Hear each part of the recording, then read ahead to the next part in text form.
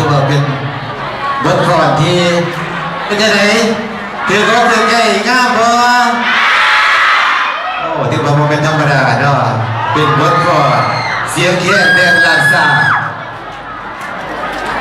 มีเสียงแค้นอยู่ตรงไหนคือคนเราอยู่มองหันถือว่าเป็นทหารหน่วยศิลปะจากสายวิทย์ภาษาต่างประเทศเนาะเป็นรายการบทกลอนที่2และต่อไปจะให้ทานได้ครับชมบทกลอนในรายการที่3ซึ่งมาได้บทกลอนซึ่งมาในบทพอดที่มีชื่อว่าส่งแสงอรุณ